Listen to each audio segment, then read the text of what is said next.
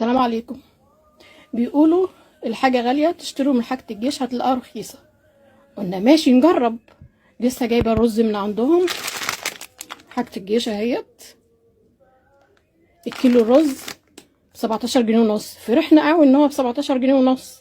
بعد ما اخدناه ومشينا ورحنا البيت لقيناه 800 جرام. 800 جرام. جينا بقى نوزنه. 800 جرام دولت الميزان اهو على الصفر. اتفضلوا 682 او 83. ال 800 جرام اللي بيقولوا عليهم ما قالوش حتى عليهم، احنا افتكرناه كيلو، بصينا لقيناه 800، وزناه لقيناه 683. فين بقى التوفير هنا؟ اما ده 683 ب17 جنيه ونص، فين التوفير اللي هنا؟ كمان كاتبين عليه 800 جرام. نفسي اعرف فين التوفير. يعني كمان في على الكيس 800 وعلى الميزان 663. نعدله كده 683.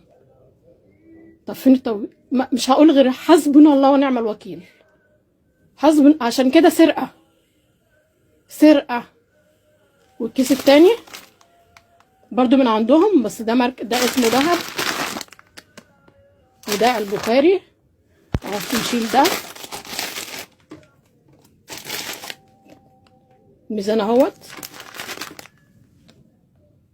بالظبط نفس التاني بالظبط 681. نبص هنا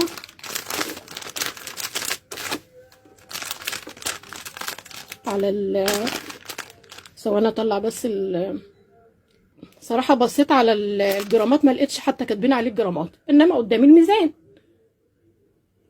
ب17 جنيه ونص وفاكرينه كيلو، وعمالين يقولوا كيلو رز 17. فين بقى؟ حسبنا الله ونعم الوكيل فيهم.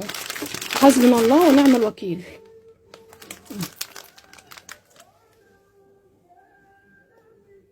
مش هقول غير كده. ادي حاجة الجيش.